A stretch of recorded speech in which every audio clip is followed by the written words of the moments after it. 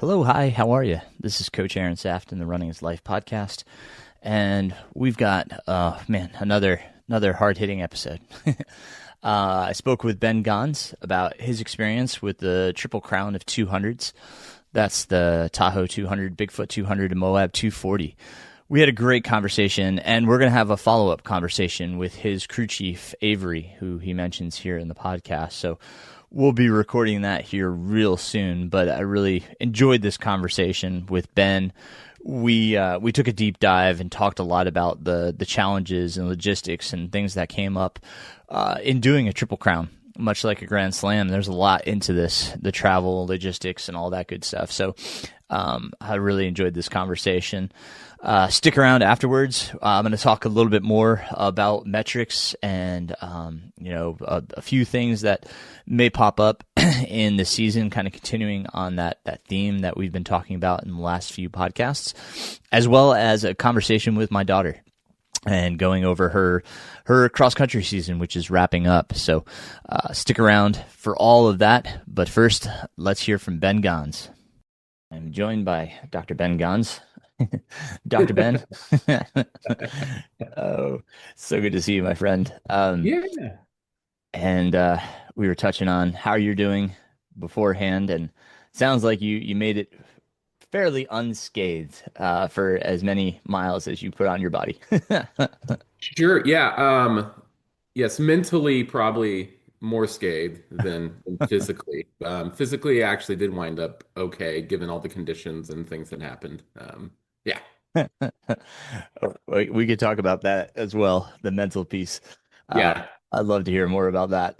I know I just talked to Ellis about his 240 experience, so got a really good rundown. And by the time this comes out, everybody will kind of hear about Moab hmm and the hmm conditions you all faced, which were extremely challenging based on the fact that it rained a ton, which that area is not used to getting. So. Correct. Yeah.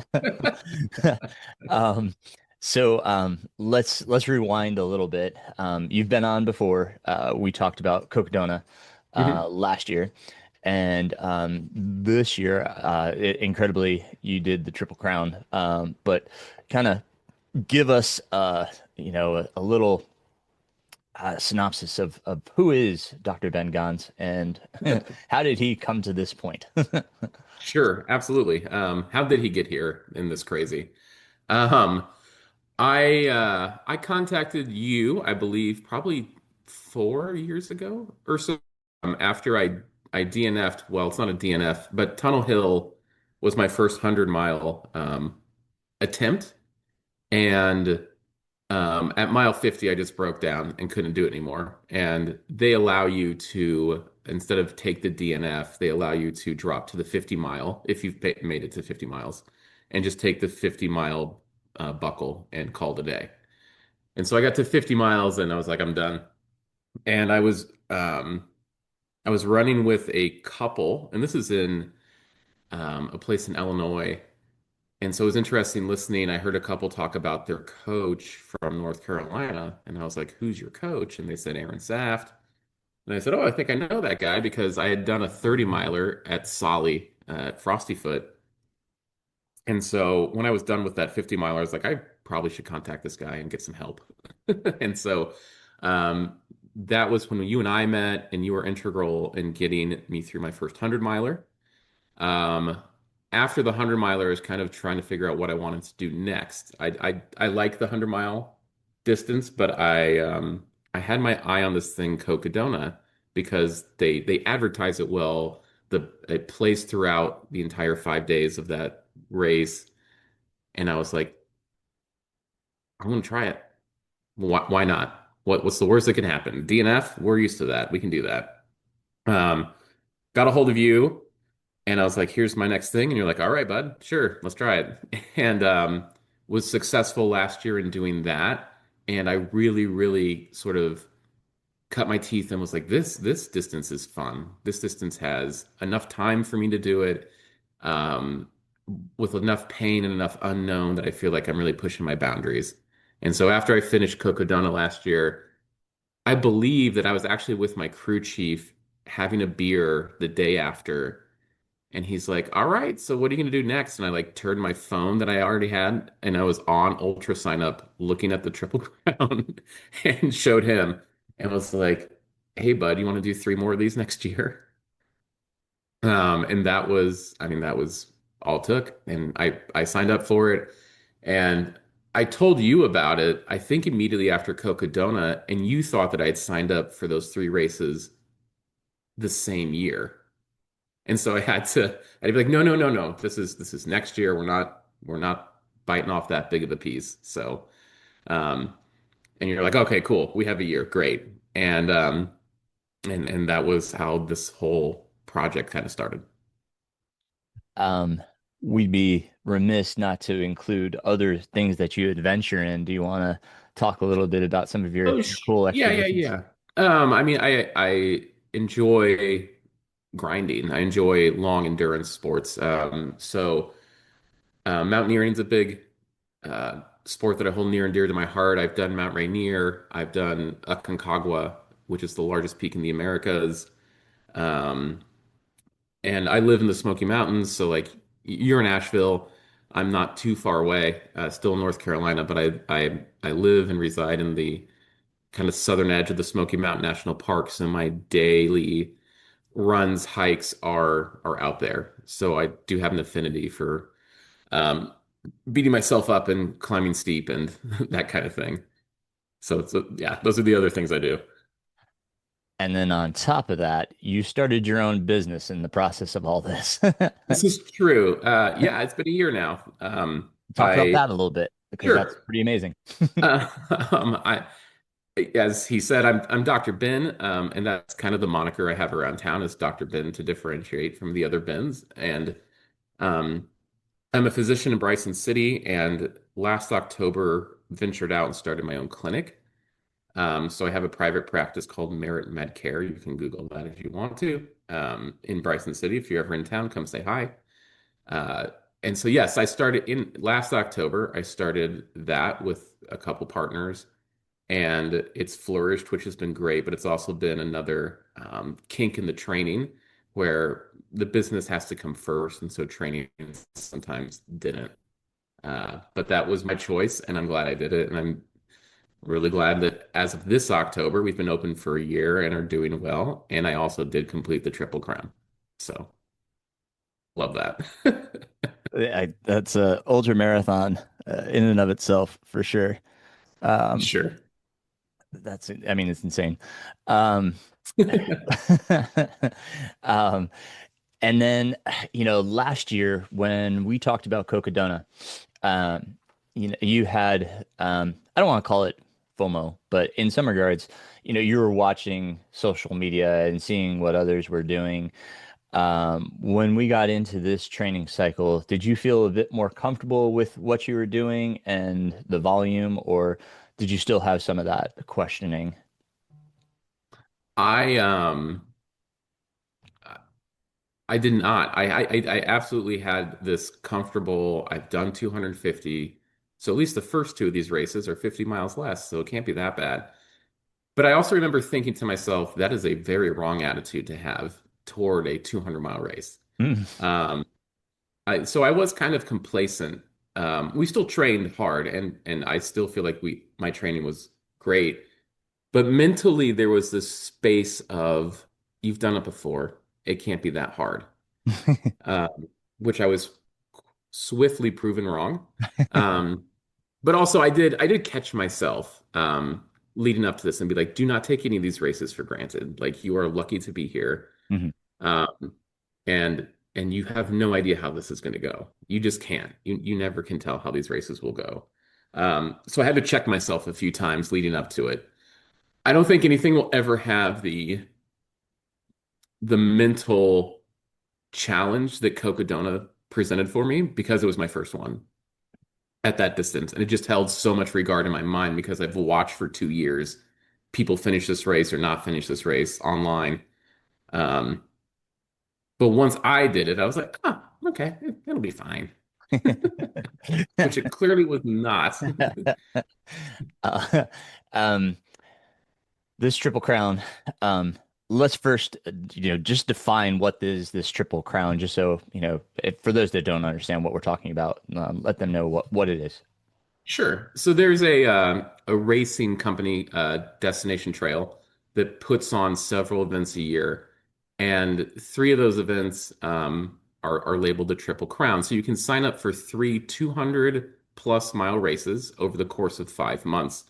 That's Tahoe 200 in June, Bigfoot 200 in August, and then the Moab 240 in October. And if you complete all three of those, you are considered a Triple Crown person. And that's completing all those in a calendar year. Since I signed up for that, they have added the Arizona Monster 300 in early April, I think. So now, three is not the end all be all. There's four races in a calendar year that you can do, and they call that the Grand Slam of the Grand Slam of 200s.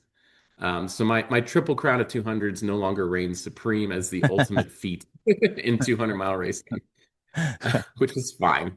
I thought about doing the monster. It's just not in the cards right now.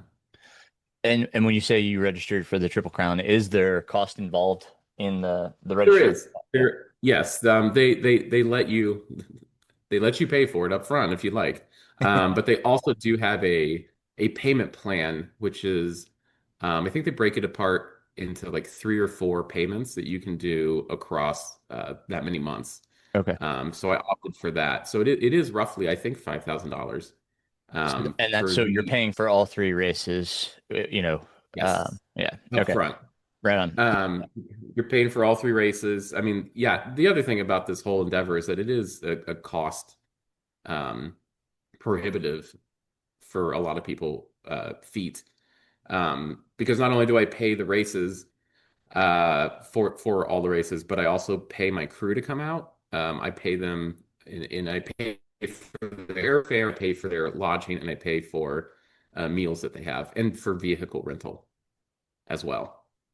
Yeah, which is quite costly, especially how many people did you have on your crew?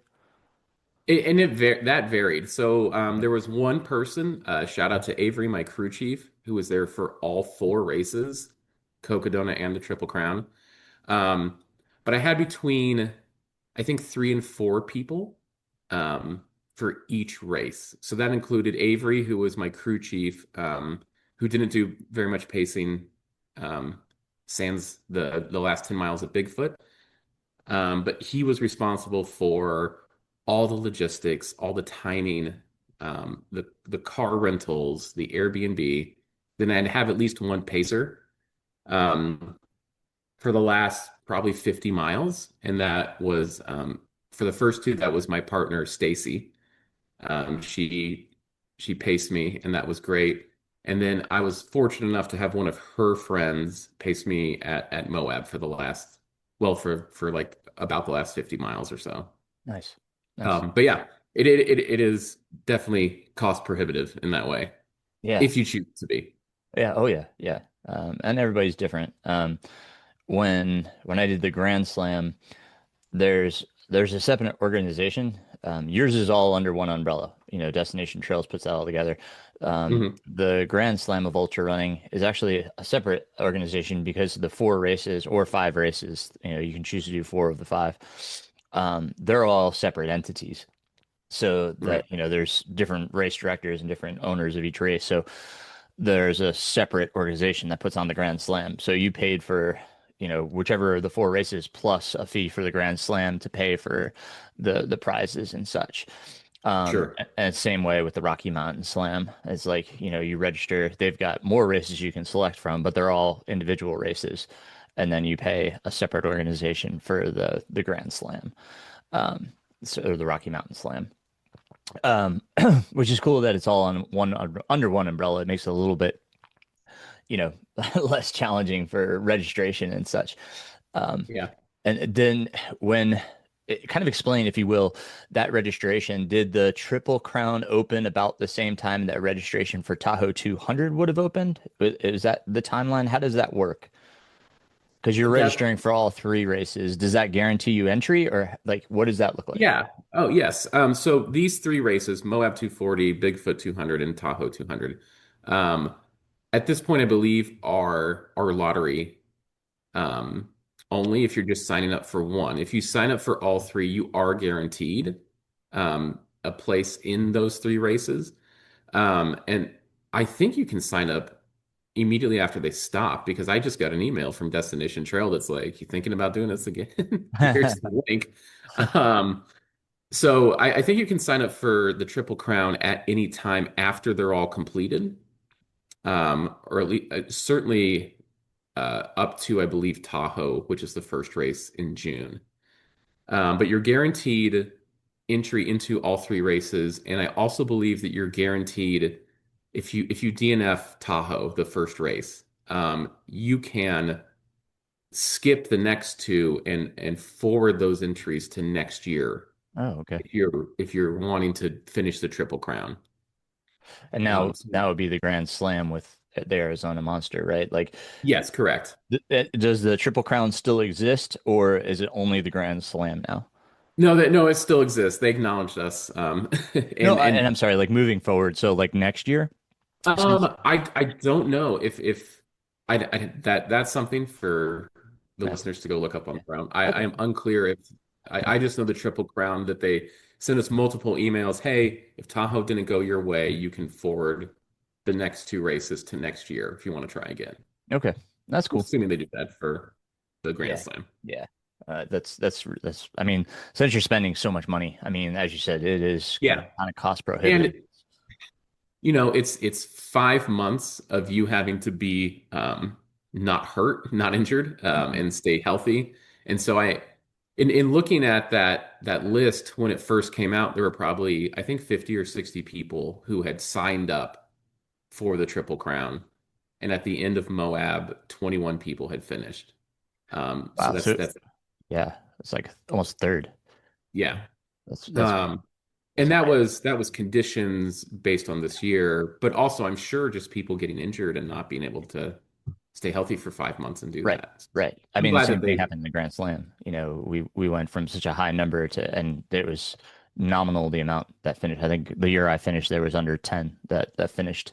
yeah, I remember watching that. Yeah, Yeah, it's crazy. I feel very fortunate to be amongst those people that That's pretty awesome. finished. Yeah, Yeah. yeah, for sure. Um, we talked about the cost of this. Was there any other kind of barriers to entry or logistical challenges?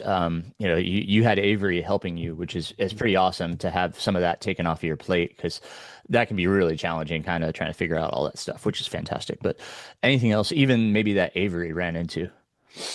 Um, uh, you know, Tahoe and Moab are very accessible for crew. As you know, Bigfoot is not. Um, and Avery shared this with me. There's a couple places where he read the crew's going to have a harder time than the runner is at Bigfoot. And so just the logistics of figuring out which roads were open, Forest Service roads. Every year it seems Bigfoot has some sort of course reroute because of a fire, given the time of year. Um, I know that Avery worked his ass off to make sure that he got to every single aid station that I was at in the appropriate time. So just the logistics about it are extremely difficult. Yeah, Um, yeah. but otherwise, it's just organizing people's flights, making sure we're all getting to the same place at the same time. I got fortunate with a few friends who had like an Airbnb in Moab that we could stay at, that they blocked for us. But having never done this before, I mean, it was definitely doable. Mhm. And being like, okay, I've not done three races in this amount of time, but I'm gonna figure out how to get everybody's flight booked, and we're gonna get an Airbnb for a couple days before and a couple days after the race, um, just for logistics and for the fact that you're gonna want to sleep for a little bit before you hop on a plane and try to Yeah. get home. Um, so not a lot of hidden costs, I guess. We would make a Walmart trip every one of these races and purchase things that we would have to purchase at each individual race, like a cooler I can't take on the plane with me, um, like an air mattress to sleep on, um, and just a variety of food for the crew and for me, Mhm. because especially for Bigfoot, the crew was out camping most of the 5 days. Right. So they had to be fed and watered and have some sleeping arrangements. Um, so that was a pretty hefty fee as well. Yeah. But at the end of the day, Go ahead. I'm sorry. oh no, no, you're fine. At the end of the day, what we would do is whatever Airbnb we were at, we would donate all of the stuff that was like reusable or that hadn't been opened. And just say, hey, we're a group of runners and here's a bunch of stuff. Please take with it and do what you want. So you left it at the Airbnb? Yeah, we leave it at the Yeah, Airbnb. that was my question. I was just curious Yeah. what you do. I've done the same as well. And I think with the challenges of Bigfoot, the way we circumvented it for those that are thinking about Bigfoot is we had three vehicles. That wasn't by design, it was by luck. Um, so I had a friend that was actually out there dropping his daughter off for college.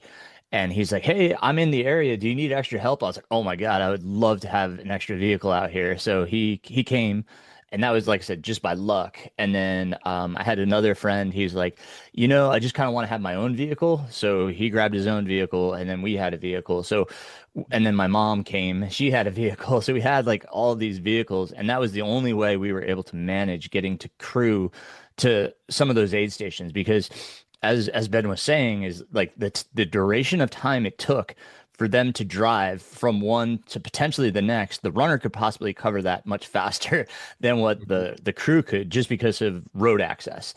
And that was the challenge. And so we had to think about that and determine, okay, am I going to make it there before the crew would? And if so, can we send one of the other vehicles there? Which ended up happening a few times. Yes. And Us the too. other, yeah, and the other part of it too was as Ben was saying is like they're out there camping and like just trying to make it through, and they need to sleep too. So we had like shifts, and that's how we broke it up. Ellis talked about he just had one crew and they had like a van so that they could sleep, but we sent crew A back to the Airbnb. They got some rest while crew B was out on their shift, and then they would kind of swap back and forth until it got late into the race where everybody kind of came together. But yeah, I mean, like thinking about the logistics of that, because you said you did something similar. What was differences between like the three? How would you say you worked that between Tahoe, Bigfoot, and Moab? Sure. And honestly, at some point, you should do a podcast with Avery because he has this figured out and dialed in. Um, so Tahoe was an out like a double out and back. And so it is also around Lake Tahoe. And if you know anything about the area, there's Mhm. you're within cell service. You have places nearby for Airbnbs. So we had a centrally located Airbnb that the crew had to travel, I think, at maximum an hour to the furthest points away from me. And Uh, so when you think about the course, were you kind of like midway through the course? Did you have to drive to get to the start/finish? we did, yes. We Yeah. Okay. drove about half an hour to the start and finish. Mhm. So we had a Airbnb in Incline Village. Yeah, okay. And a lot of the beta, the knowledge that we got from how to do this was from the Facebook groups for these races. Awesome. Where people would ask questions. You could read through all the previous comments from previous years. Also, if you get on YouTube and just Google these races, you'll find so many people who've posted videos. Like West Plate was a huge resource and like what the course is going to look like. Where's his crew based out of? We said Uh, West Plate. West Plate, yes.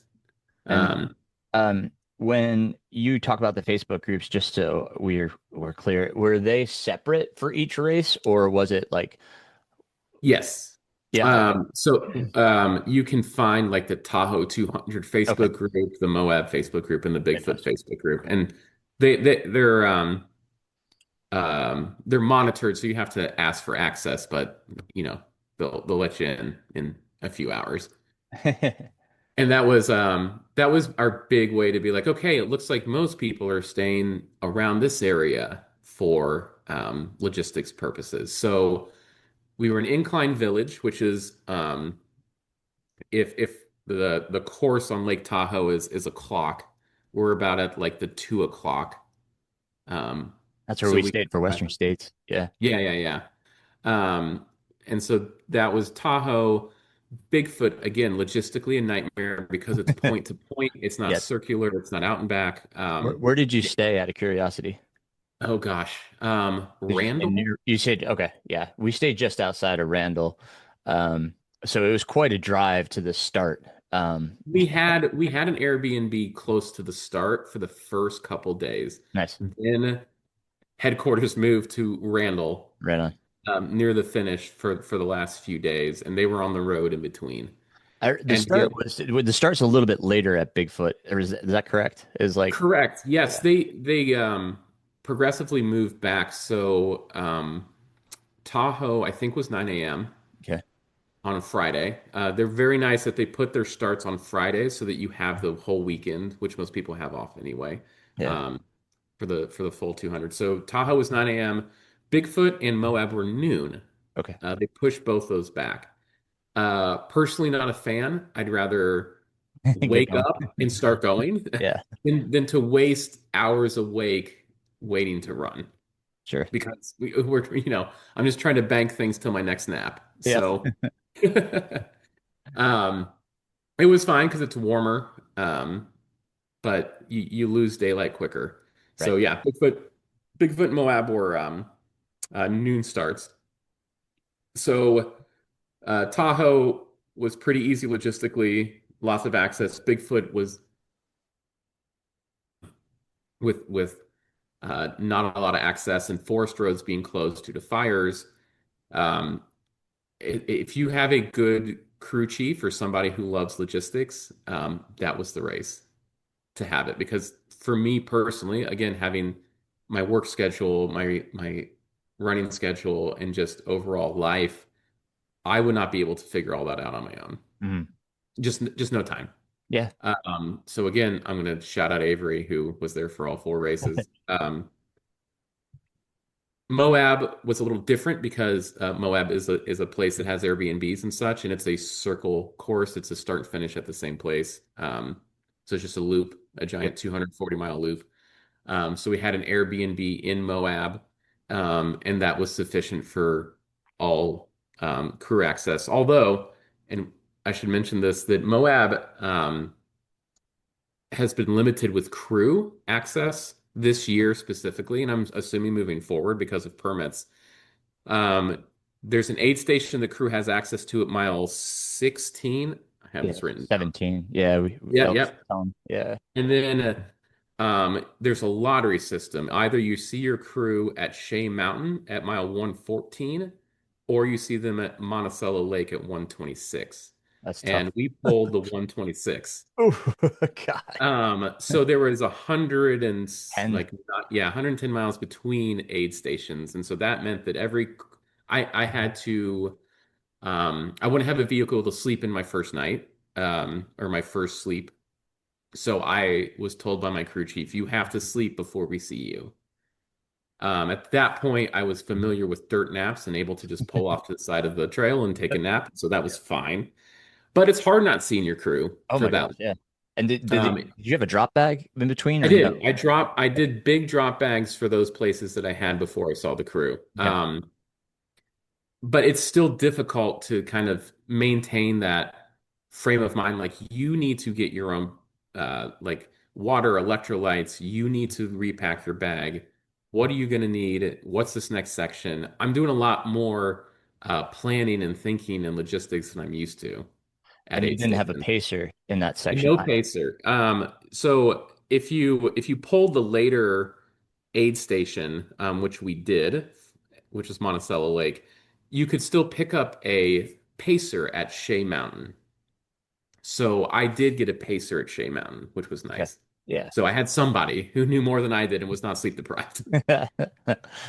Um, but yeah, that made Moab especially difficult from the get-go, was that you didn't have crew access for about 100 miles. That's And insane. if you're used to getting somebody to tell you what to do and to pick all your food for you and to refill everything, it can be challenging. And Oh it yeah. is, and it was because when I got to Shea Mountain, my crew was like, "You've wasted a lot of time. Here's the deal: you're gonna eat this, you're gonna drink this, you're getting your pacer, and you're going." And I was like, okay. And again, I mean, we can talk about Moab later on, but Yeah, yeah, um, definitely. it was a shocking thing to come to the realization because you haven't had contact for so long, almost half the race. Right. And they're like, all right, if you want to finish, here's what we're gonna need to do. So Right on. yeah. Um, let's everybody's always interested in gear. Um, any differences in your choice in gear between the three races? Yes, I had used my Solomon Advanced Skin 12 liter for Cocodona. Cocodona is very generous in their aid stations, between like 5 and 10 to 15 miles for most of those. Um, the destination trail races are a little different. There's 20 or so miles between each aid station, and I used my Advanced Skin 12 liter at Tahoe, and it Okay. was fine, but I looked like an overstuffed sausage most of the time. It's difficult to get to things, difficult for my crew to like zip that back pocket. Um, so I switched to an advanced direction. It's a backpack. It's a 20-liter backpack, Okay. basically. Yeah. And that worked fine. But then Solomon, between uh, the time that I did Bigfoot and the time that I did Moab, came out with a 20-liter vest. And I think it was available in Europe and it had just become available in the United States. And so Okay. they make an S Lab 20-liter vest. It is bar none the best thing I've ever purchased for a 200-mile race. Nice. Um, Is it the roll multiple top? po- No, no, it's No. a Okay. zipper back. Oh, It's got a vertical zipper in the back. Hold on a second. he's going to give us a show of this thing. He's got it right behind him.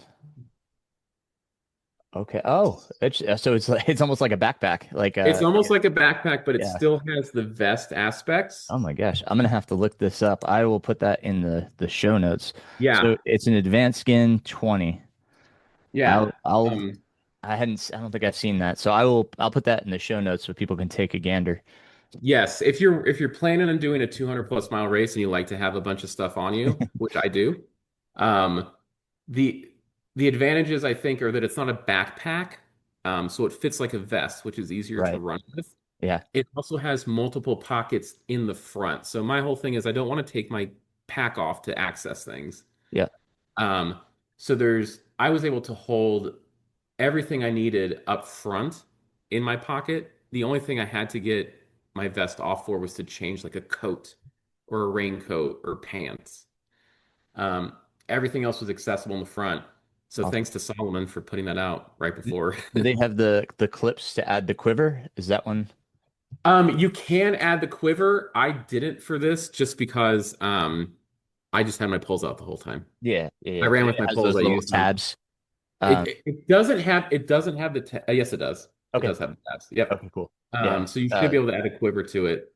Fantastic. I saw a few people at Moab with this vest, so I think it's going to catch on to I mean, for be. 200s, it sounds like it. That's what I needed for tour. Yeah, Uh, right. was I something just know. like that. Oh, what's the company? Ultra Spire has a vest. Zygos, right? Or no, there's the X. There's this new one that is only available to ambassadors. Oh, okay. My friend Andrea Moore had it, and I was Gotcha. like, "Where is that vest, and where can I get it?" And she's like, "Sorry." It's, but it Gotcha. will be available. So they have another like 200 plus vest that's coming out Okay. that I would certainly consider. A lot of people still wore their advanced skin 12s, just didn't need a lot. But personally, I wanted to have all my stuff available. So Yeah. Yeah. yeah. How did you feel with the pack weight? Um, do you feel pretty comfortable with that? Did you train with that? I did. I did. I Yeah. trained with most of my stuff in my pack. I didn't weigh it. I know we have like you have a ratio. I want to say it's like 12%, Mhm. 15% of your Yeah. body weight Right. or so. Well, And so I didn't carry any more than 3 liters on me at any time as far as water was concerned. There's mandatory gear you have to carry, which includes like a jacket, some pants, gloves, 400 extra calories, a Vivi? yeah, emergency bivy. And so I would train with all of that every time I went out, just to get used to the weight. And I think during the races, the weight was noticeable every time I put my pack on Mhm. Yeah, after an aid station. Like, oh right. my God, I can't believe how heavy this is. But then it just, you forget It about it. disappears. Yeah. It disappears. Yep. I was fine. Yeah, How are your 100%. shoulders afterwards? My shoulders are fine. Good. The packs worked well. I would get this weird like in the middle of like my thoracic spine, so just like halfway up your back. I would get like this numbness, tingling, or even itching sensation for a couple weeks, maybe after each of these races, Hmm. just where the pack had sat and rubbed up and down on those nerves for Yeah. so many days. Right. Um, but honestly, my body came out pretty good. Right on. Didn't lose any toenails. How'd you do for footwear? What did you do anything different for the three races, or what did you use? Nope, I used my Topo Ultra Ventures. Okay. So I'd been in Ultra Lone Peaks up through 100 miles, and then when we got to Cocodona, I was having some Achilles pain. So you're like, why don't you switch to some Topo Ultra Ventures? And so I switched to those, and I did those for all four of those races, Cocodona and the Triple Crown. Um, a couple times late in those races, I did switch to a half size larger. So I wear a 9.5 normally. My crew would take my shoes off and tell me, like, your feet are so swollen. We're gonna switch you to the tens. So we do it half size up, and that solved the problem. But Yeah. those shoes were great throughout Cool. all the races. Some people may be saying, why did I suggest the Ultra Ventures? Um, we're going from 0 up to like 5 millimeters. So we're just adding a little bit more under the heel to kind of relieve the Achilles. It's not as stretched. That was the idea behind it. Yeah. Um, so far as socks go, what did you go with for socks? I've been using Right Socks, WRIGHT. Yeah, They're actually, I double think they're air. based out of North Carolina. Yeah, they are. Um, Yeah, state. and yes, somebody had suggested them for Cocodona. I got a couple pairs and ran with those, and I was like, that's it. Right on. And basically, I used most of the stuff I used at Cocodona. If it lasted through Cocodona, I was like, this is good stuff. It'll probably do well in the Triple Crown. Hmm. So I had Right Socks, the high, like calf, So like uh, crew. like crew. Yeah, yeah, yeah, yeah. Because I wanted my gaiters to fully envelop the sock. Um, Which gaiters did you use? um, Catula, Uh-huh. Catula. Yep. Yeah, yeah. Again, The a straps that go recommendation under. by the yes, a recommendation by the people at Cocodona. I think any gator would have been fine. Those are Yeah. just the ones that I had for um, Cocodona, and they Yeah. lasted. So They're good. Yeah, because they've got, I think it's like Kevlar that goes underneath the shoe. yes, Little different than some of the others, but and that held up. That's awesome. That's always the yes, concern is like, will this break? But I mean, correct. you got it through Now, like did it four. get day five Moab kinked in mud and soot and sand? I took we didn't take them off anymore. We just left my shoes and socks on because we're like, we're not messing with this. Yeah, yeah. So Um, yes, they did and last. that's awesome. And the right socks, as I kind of mentioned, they're a double layer sock. So idea is they take shearing away, so you're not getting so much of the rub between the sock and the foot and the insole of the shoe. There's a layer in between that, so it's hoping to take away some of that shearing force, so you don't have as much friction and hopefully less blistering. That's the idea behind the Red Sox. Mhm. How did that work? How'd your feet do? I mean, I know before you were saying you got some peeling. That could have been due to some of the wetness that you faced, but Ah, if we look at like over the course of you did like Tahoe 200, Bigfoot's like more like 210, and then 240 plus. So you've got like 600 and like 50 something miles that your feet did this summer. How did your feet hold up yes. overall? They were great, honestly. A shout out. I had one of my crew members was my foot person. Her name Right is on. Tony. Um, and so there, I forget, and we mentioned this in the Cocodona podcast. There's a book called like Care for Yeah. Your Feet or Yeah, yeah. I'll put that one and in the show notes. That's a yeah. great book. Um, so she was with me for the first two races. She couldn't be there for Bigfoot, or Moab, but my feet were almost immaculate, I Awesome. would say. Awesome. And that it comes down to personally use Leukotape to Yeah. pre-tape my feet Uh-huh. the night before or the morning of. We use squirrel's nut butter Okay. on my feet just to lube a little bit, Yeah. and then the right socks. And I was blister free at Tahoe and Bigfoot. Incredible, especially with Bigfoot. I mean, Yes, both it's Tahoe and Bigfoot, they have that like gritty, dusty sand that gets correct. Yes, well, it gets Moab in there. would too, typically, if you didn't face the weather you had. Yeah, But um, right. and just to be specific on the squirrel nut butter, they do have separate solves. Did you use the foot care solve or just the regular? No, I just used the regular that Yeah. I used on the rest of me. Okay. We didn't because it worked the first time, so we decided, sure, that might be Mhm. fine to use the toe, Yeah. the happy toes or whatever they call it. Yes. Right. But we're like, you know what? This works. We're just going to use it. Yeah. Yeah. So, Cool. yeah, and that was I didn't use lube on my feet at Cocodona. Oh, okay. Um, Oh, because we just hadn't I hadn't thought about it, and it okay. because leading up to it with the preparation, I hadn't used it, so we didn't. Okay. Um, but Tony highly suggested, like, why don't we use this for the Triple Crown? Yeah. Um, I think it's going to save us a lot of trouble. So Sweet.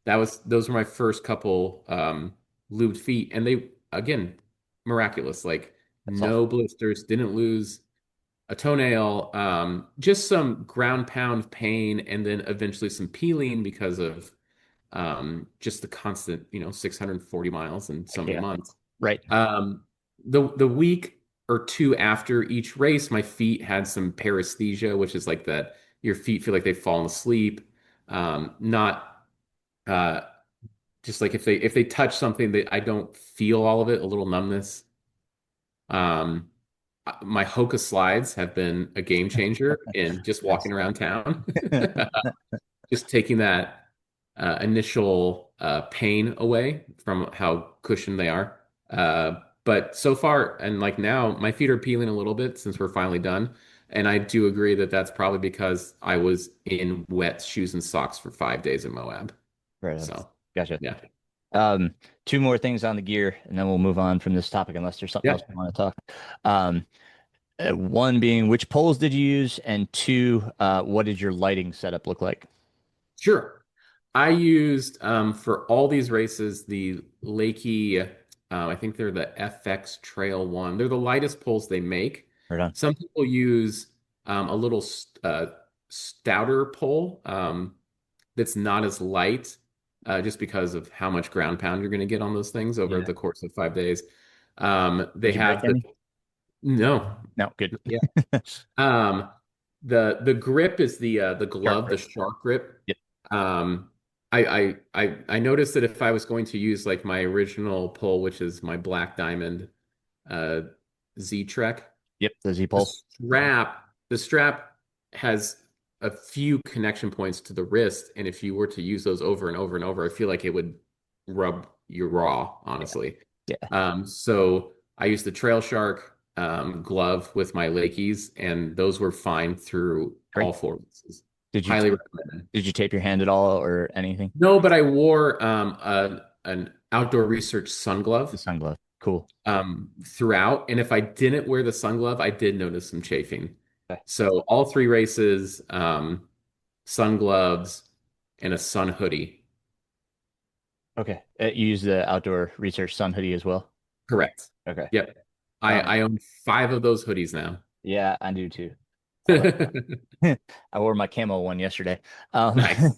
I'll put all these in the show notes as well. Sure. Yeah, yeah, yeah. 'Cause I think people will be interested in seeing these because they're great products. Um, great. Okay, so Lucky's, and then so far as your lighting goes, what did that setup look like? I used a Petzl. I used to use the one that you recommend, which has the auto dimming. Yes. Um, Yeah. The Swift RL. but correct.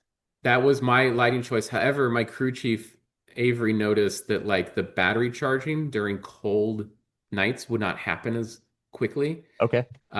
And so I would wake up from a nap and he's like, all right, you got half of this battery left. Geez. I tried to charge it and it's just not charging for some reason.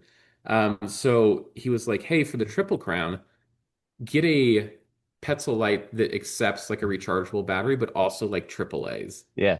so that I can just give you extra triple A's if I can't charge this battery. Right on. Um, I'm not sure what the name of that headlamp is. It's a Petzl headlamp. It's a Reactar, reactive. Yeah, they abbreviate it React, but is it the 450? I think That sound so. right? It wasn't as bright as the other one, but it accepted a rechargeable battery along Or with the three yeah, AAAs. triple A's. Yeah, it's probably the So, React yeah. 450. Uh, Um, I would not recommend that, honestly, because the AAA batteries went out in about 5 hours. okay. The first two races that was fine, but in Moab the sun set at like 8 o'clock and didn't we didn't have sunrise till like 9 a.m. That was mostly because of the weather. Yeah, But I'm going through batteries at least twice a night gotcha. with so Yeah. I liked the Swift one that you had. Yeah, because you can run the Swift in mid mode and it's still plenty bright. You can get about 8 hours off of it. You can Right, also buy extra React batteries. You can for the one that you were wearing as well, but like if you run right. that in mid mode to make it longer, it's not as bright. So you've got there's some choices to make there. But and I also like the comfort of the Swift a little bit more. It's got like a split band in the back of your head. Yes. Instead of like one solid band. I also like that a little bit better. Agreed. It got itchy. It got, I had to play with it in the back and kind of scratch my Yeah. head. Yeah. Um, if I had to do it again, I would probably take my Ultra Spire waist light that I Mm. have. I think it's like an 800 or 900 Yeah. lumen. Yep. Yeah. Um, You didn't for just any of these? because, say what? You didn't use that for any of these? I did not, because Okay. we had such great weather up through Moab. Yeah. My headlamp was constantly getting bombarded with the rain in front of it. Yeah. So I couldn't see more than a couple feet in front of my face. Right. If you had a waist lamp, it would illuminate more. Yeah. And You'd get more my depth pacer, perception. yes, my pacer had that. Mm. I remember several nights thinking, man, that would be really nice to have a waist lamp. So I think that going forward, if I did anything like this again, just in anticipation of crappy weather, Yeah. I would take my waist lamp and just have it on me. Yeah. Yeah. It's always good just to bring it. You know what I mean? Like Mhm. it's like moving forward, just pack it. That way Just you have got it. it. Just have it, right? Like you may not use it, but at least the crew has it. So if you get to them and you're like, hey, look, give me that waist lamp. I need it. At least you got Yep. it. Fair enough. Okay. Um, great. Anything else on the gear that you want to touch on? I have used the Arc'teryx Norvan. It is an expensive raincoat, Yeah. but it's very light. And without that thing, I would have DNF'd. Um, and that's just due to the fact that it rained every single day we were out there. So having a good raincoat, I think, is awesome. I also did, and I hadn't thought of this until my crew chief was like, "Just bring it so you have it." I had Gore-Tex rain pants Mm. in my gear at all times, Hmm. and that was paramount in having an extra layer, just a dry layer to have Yeah. overnight, whether it was for the rain or just for the cold. Yep. Which is something I've never used or never needed in other 200 plus mile races. Yeah. Yeah. We had to have them for a tour. That was like a required gear item. So I Mhm. use the RAB, RAB, and Mhm. they have this super lightweight pair. It matches their Phantom jacket. It's like super lightweight and they scrunch into like nothing. But they're waterproof and they kind of trap some heat. So um, but absolutely good point. Um, Anything you saw out there that you're like, wow, that's a great idea, or love that. That's interesting. Honestly, everybody with a waist lamp at one point. Yeah, right. I Right. can't see anything. I'm making my pacer kind of like stay in front of me by a couple inches so that I can Mhm. use her waist lamp. Um, no, I think that honestly, over the course of these last four races, like I've pretty much dialed in the Cool. gear that I like, and Yeah. Yeah. nobody had anything where I was like, oh shoot, okay, we should really It's think of like investing in that. one thing I just thought of that my friend Nathan bought while we were over there because they didn't have it in my size, but I saw these guys racing and they had a Dynafit rain jacket. But what it did was on the back, that it runs straight down your spine, there's a zipper. Now, what it does is when it opens and you can put your rain jacket over your pack so that it opens up the volume. So, your pack can stay dry and it's not like it's pulling your jacket tight against you. It Oh, opens up interesting. the volume of the jacket. I was like, that's brilliant.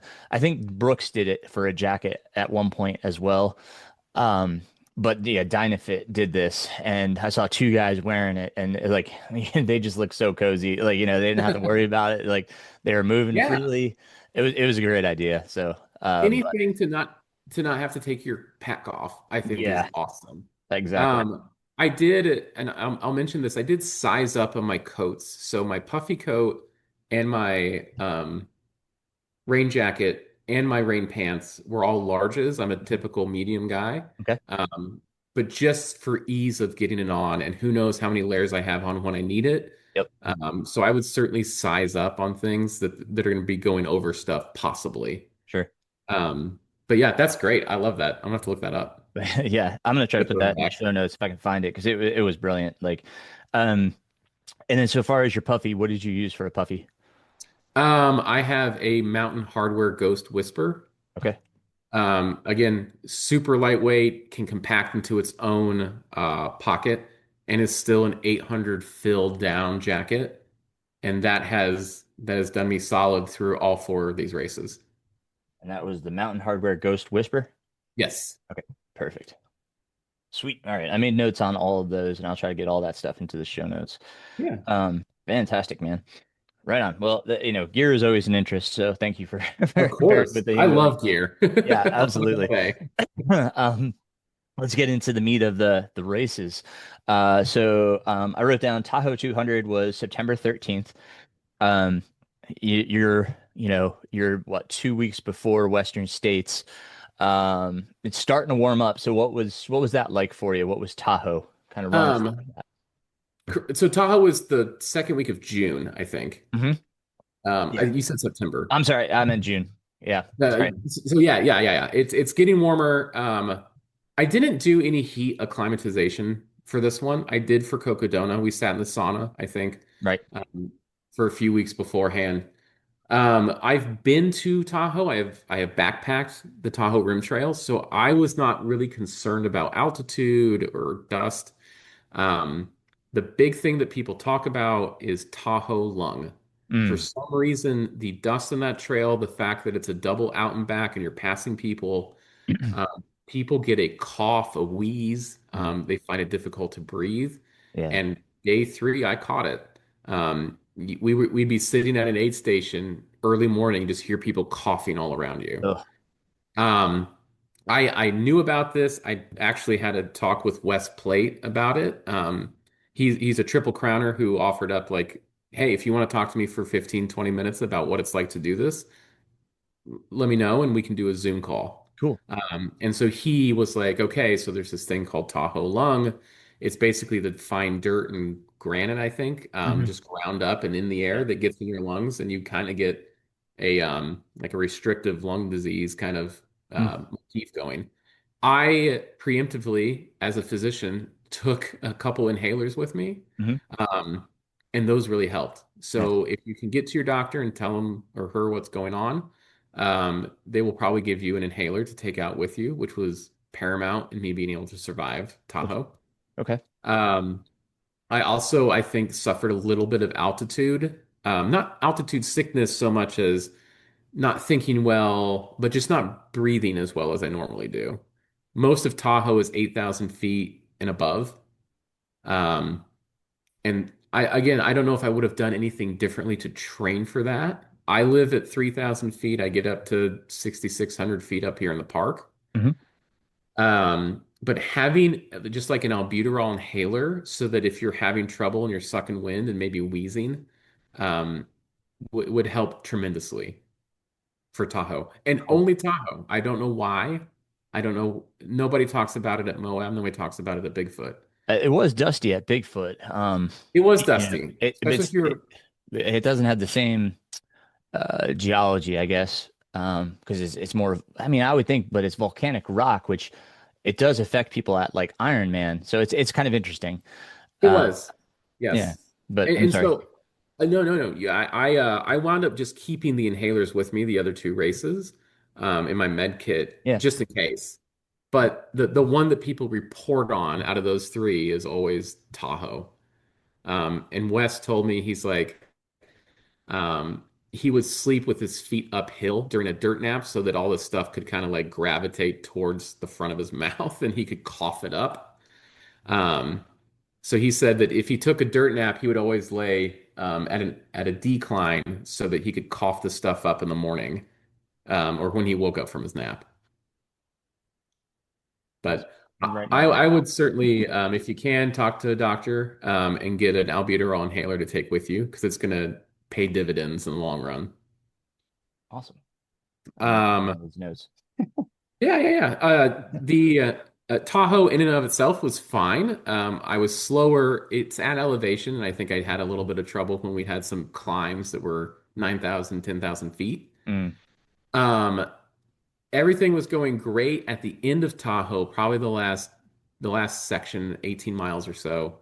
Um, I was trying to cheer up my pacer, who was, and so I was kind of dancing around, going down some downhills, and I hit my leg in a weird way. That my left, um, I thought it was my knee at first, but it wound up just being like my vastus medialis, so one of the quad muscles. Okay. I sprained it. Mm. And I could not walk and bend that knee very well. Oof. Um, I had some compression, I had some compression pants on me, and Hmm. so I tied the knee off there, and that helped. But you can watch the videos. I hobbled into the finish at Tahoe. And so I had enough built up time that it was fine and that we still finished, but I think we had maybe an hour, 45 minutes till the cutoff. Oh my gosh. Um, I was not DFL, but I was certainly close. And so that was my own fault. And I recovered from it and healed quickly. Not a big deal. Um, Moving on to Bigfoot. Bigfoot's more my wheelhouse as far as what I'm used to. It's 4,000 to 6,000 feet in elevation. It's wooded, for a lot of it, and that's just my bread and butter. So Bigfoot out of the three was my best race. I was ahead of cutoffs from the get-go. No foot issues. In fact, I had to convince my foot person, Tony, like, we don't need to change my shoes and socks right now. I'm actually really okay.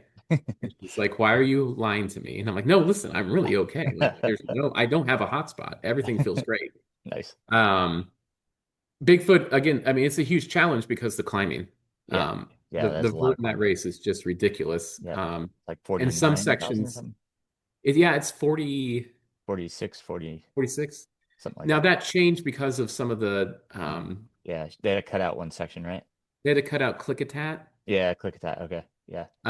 So I think I wound up with 40 to 42,000 feet of Okay. vert. Okay, yeah, because Still she not makes you do this like really weird out and back right before you get to click at that, like it on the correct. original course.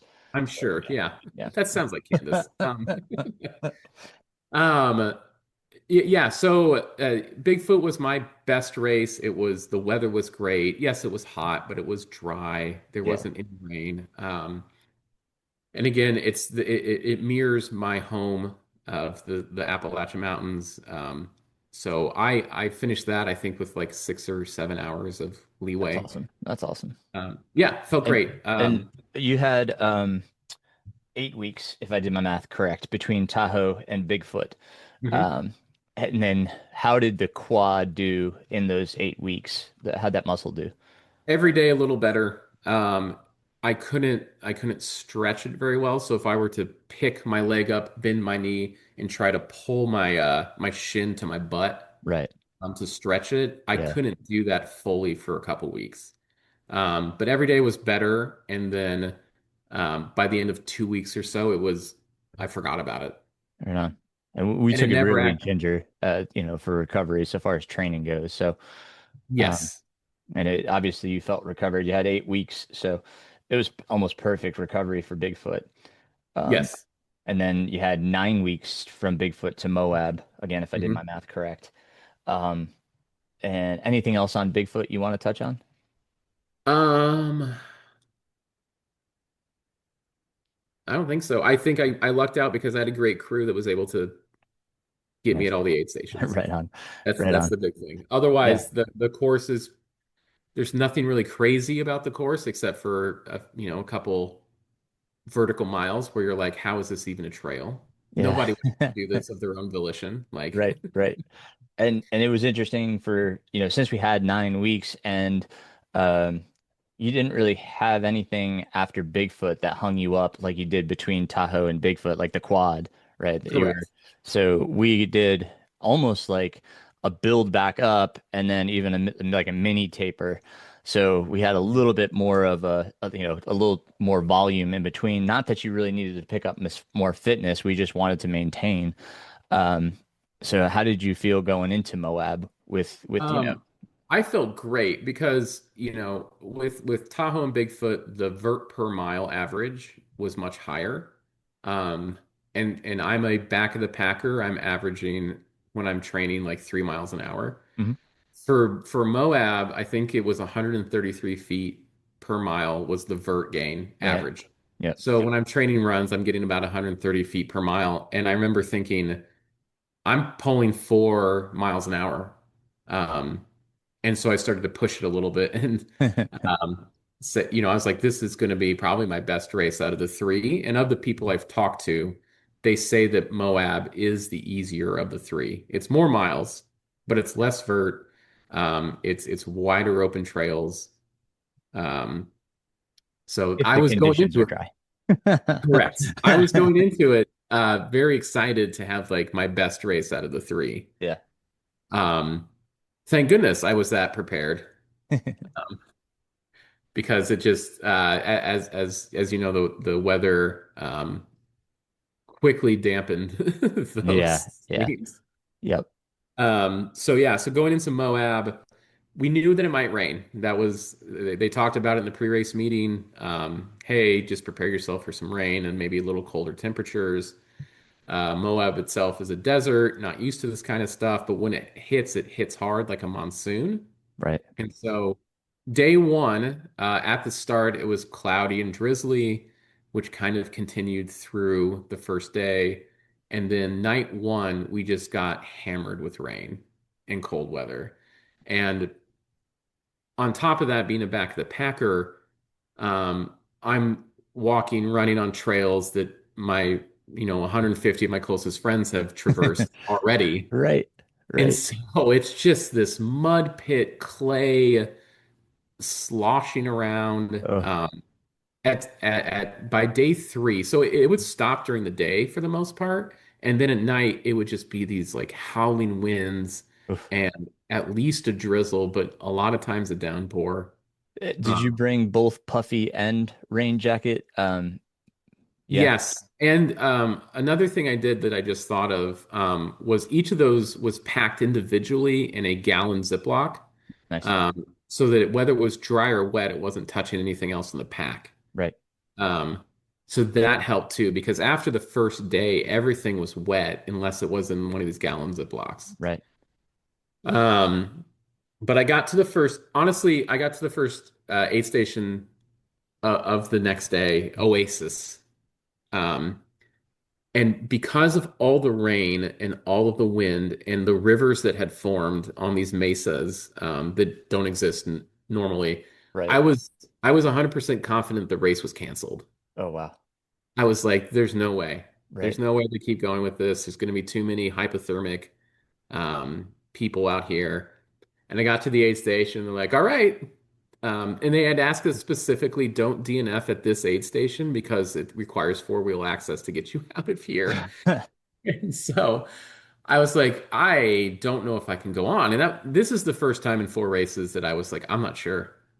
I mean, I'm wet. Everything hurts. My feet, I can feel the tape has unstuck itself. Mm. My leukotape is gone, which means I'm going to have blisters eventually. Um, I'm talking to one of my friends, Charles. This was his fifth Triple Crown. Okay. Uh, he's Wow. such a great guy, like just a stoic, like beacon of hope when you need some hope. And I was like, "Hey, man, like all my clothes are wet. What am I supposed to do here? Like, I don't know if I can go on. Like, I am very cold." And we're at miles like 30 or 50 or something like that. Let me look. We're at mile 53 at that Okay. point. Okay. And I'm just like, there's no way I got another 200 in me almost. And he's like, listen, what do you have that's dry? And I'm like, I have a puffy. My puffy is dry. And he's like, take off your clothes. Don't put a shirt on. Just wear your puffy. Leave it unzipped. Take your wet clothes, tie them to the back of your pack, and just make it 16 miles to the next aid station. Figure it out. Yeah. And I was like, yeah, yeah, okay. I Yeah. started to come back a little bit, like, yeah, I can make this. All right. But I certainly was at a point where I was like, there's absolutely no way. Yeah. If these conditions persist, nobody's going to make it because you can't run. Every time you put more effort into running, you're just sloshing around more and slipping. Right. Um, so I do. I put my puffy on. So I'm wearing. I wish there was a photographer because I have a puffy with no shirt underneath, my rain pants with no pants underneath, um, and I've opened the zippers up so they're like parachute pants, but they're still fitting me. And I make it to the next aid station, and it was just a slog fest from then on. Um, was able to make up a few miles. So, like I said, my crew finally met up with me. They've been watching this happen on the tracker for 2 days. Yeah. I met up with them at Monticello, well, at Shea to get my pacer. And my crew chief and my pacer and the rest of the team had basically developed a plan. They're like, all right, when we get to Ben, here's how the next several aid stations have to go. Here's how fast he has to go. Otherwise, he's not going to make it. Like he's going to get pulled. Yeah. So I met up with my team and I was extremely happy because I was like, hey guys, look, I made it. I've been through all this stuff. Like, can you believe all this weather? And like, shut up, eat this, drink this. Here's what's going to happen. You're not going to get a break here. You have to make it over Shea Mountain. We had to go up and down Shea Mountain in like 5 hours and 45 minutes or something. Which was a And mud my fest, pace right? here, yeah, it was it was rough. I mean, Shea Mountain's 10,000 feet, so it's at elevation. Yeah. Um, my pacer is from Breckenridge, so she's lived in 9,000 feet, and she is going to drag me over that mountain, kicking and screaming. And so that's what happens. We get up, we get over the mountain. I do it. I'm like, I can't believe we did that. And they're like, great, you get 2 hours to sleep now, and then you got to go. So this continues. We make it through the next several days, and then the very last aid station is Porcupine Rim. Hmm. It's kind of in the middle of nowhere. Beyond that, it's 18 miles, mostly downhill to the finish. Okay. I get to that aid station roughly an hour and a half, 2 hours before cutoff. I have some time to eat, to drink, and I'm gonna go walk a little past the aid station and take a dirt nap. I get one more dirt nap, so like 45 minutes. I think I set my alarm. And so that aid station closes at 12:30 in the morning. The day of the cutoffs at 9 a.m. that day, or 8 a.m. that day. No, 9 a.m. that day. Um, I come to, I sleep. I sleep after I'm taking my dirt nap. And I Yeah. come to a bunch of flashlights and whistles and people yelling, Ben Gans, Ben, hello? And I am just, I'm shaken awake and I'm trying to figure out what's going on. I'm like, are you Ben Gans? And I'm like, yeah, I'm taking a nap. Is everything okay? And it's the sweepers Oh. uh, because I have blown past my nap time. Oh, geez. It is now an hour and 15 minutes, an hour and a half. It's 1:15 in the morning. Oh, gosh. And I'm kind of coming to and trying to get my bearings. And they're like, listen, we're the sweepers. We saw that you hadn't moved on your spot tracker in an hour and a half. Yeah. Um, we know you want to finish this race, so if you would like to get up and go, this is the time to This is do the it. time. Yeah. Get your butt moving. You have to stay in front of us, otherwise you're not going to make it. Right. So I kind of gather my stuff. I pack up my little my tarp that I was sleeping with, and I just start booking it. Yeah. And I kind of in the next 10 to 15 minutes realize I am now DFL. I am the last person on this course. Oh, my I gosh. have roughly 7.5 hours to go 18 miles. Um, and I'm like, okay, we just put this game on like extra difficulty, and now we have to show up. And so like I don't think that my crew knew at that time what had happened because it was about 1 a.m. Yeah. They were waiting for me to get to the aid station. They're like, great, he made it to the last aid station. We're gonna take a break. Um, so the last 18 miles were the fastest I've ever had to go after 220. Um, and it basically became I started picking off people. And as I picked them off, I was like, okay, that's one person behind me. That's two people behind me. That's three people behind me. Um, the sun starts to come up. It's 5, 6 a.m. And I meet up with a friend of mine who I know because we just leapfrogged through the last three races. His name's Yeah. Ted. Okay. He's another triple crowner. And he's like, hey, my headlamp went out. Can I follow you? He didn't even know who I was at that time. Gotcha. It was only a few minutes later. It's like, oh, Tack. Yeah, buddy. Hey, what's up? Like, let's go. We find a another pacer and runner who's intimately familiar with the last like 10 miles. Okay. They're like, all right, follow us. We're gonna go fast. And by fast, I mean like 16, 17-minute miles, maybe. Yeah. Just about like the Downhill end of the on race. those. Heck yeah. Yeah. We're going fast. To me, we were booking it. Yeah. I'm hungry, I'm thirsty, I don't have time to eat or drink. Um, and we get to about 5 miles out, and I'm like, I wonder how many more people are going to be able to finish this race because like we're cutting it really close. And the guy in front of me says, whoever's last in this line of four people is the DFL because we saw the sweepers back there. Oh my gosh. And I'm like, oh my God, I think I'm moving lightning speed. I think we Right. have lots of time. Long story short, I um I crossed the finish line at 1:16:30. So that's 116 hours, 30 minutes. The cutoff is 117 hours, maybe Whew. half an hour. Oh my gosh. Um, there was one person behind our group of four that wound up being the DFL um, at 116 hours and 45 minutes. Wow. Um, and it's the wildest thing. It was lucky that I came across TAC. It was lucky that we had these people who knew the course. Yeah. Um, the finish was miraculous. I've never experienced anything like that. And without all those things going right, without me moving quickly after the sweepers got me, without meeting TAC, without meeting up with those another runner and pacer, it we would have been out. Yeah, We man. would have DNF'd. Incredible. I'm still like even just telling the story. I'm like, oh my God, how did all this happen in succession to make this work? That's awesome. And so yeah, and so at the end of the day, after all three races, 21 people out of 50 something did the Triple Crown That's and super finished. cool. Super cool. Um, and Moab being the absolute hardest race I've ever done, with the most obstacles that were not on my bingo card for what was going to happen during those 5 minutes. Those are often the ones that, it cause the most problems and challenges, but you learn so much as well.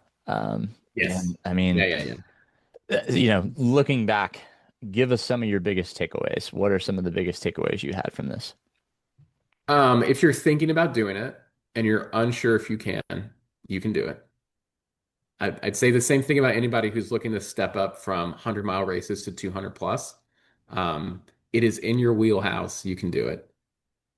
Um, Having a crew chief, for me specifically, was paramount. Having a crew, having people who were there to orient me to what I was still doing out there, honestly, sometimes. Hmm. To be there at the aid stations to say, eat this much food, sleep for this long, get up and go. Moab, because I was basically my own crew for 100 miles, I have so much respect for people who crew their own races and just do drop bags. Um, Personally, if I were suggesting to people who are trying this, I'd be like, make sure you have a crew. You need people who have slept, who can guide Yes. you through some of these later aid stations, get you out, tell you how, you know, no, Ben, your math is wrong. You have this much time. Stuff like that. Right. If you can find people who love you, that will do this for you, I think it's absolutely paramount. And again, several times I thought, I can't quit. People have taken 5 days off work in their lives to come here and do this with me. Yeah, If anything, do it for them. right. No, that's a powerful motivator. It's extremely powerful. If you can afford it, pay for your crew. Give them. They'll love to do it with you, but also it's nice that they don't have to pay for their flight or their accommodation. So if you can afford it, um, it also makes it more enticing if you're trying to get people on your crew Yeah. um, to come with you. Let's see what else. Get a coach. Get a coach. That's Specifically, get Aaron if you want to do something like this. Um, I always talk about the one time before Cocodona that I questioned our training. And I was like, I see all these people doing these big miles. I don't feel like I'm doing enough. And you said, you are not them. Stick to the plan, and you're doing exactly what you need to do. And then I finished Cocodona, and I think I got on the podcast and said, never distrust your coach. Or you can, but it was the one time I did, and the one time I was like, he is absolutely right. I'm out of my lane here. But I get a good coach. I think that helps. It helps you build confidence in yourself too. If your coach is like, "You're doing great, dude." Yeah, well, your consistency is, it's admirable, especially with starting your own business and everything we talked about, like you stayed consistent. We didn't like we had to work within your confines. I didn't want you training 7 days a week, with Right. everything else you had going on because you had enough stress in your life. So we used the best of what we had, and that was what you needed. So, Yes. And um, and also less is more. In a lot of ways, like there was a lot of recovery that happened between the races. I was only running. I mean, you have the training peaks pulled up, but I want to say like 3 days a week in yeah, between, 4. maybe Yeah, four. 3 to 4.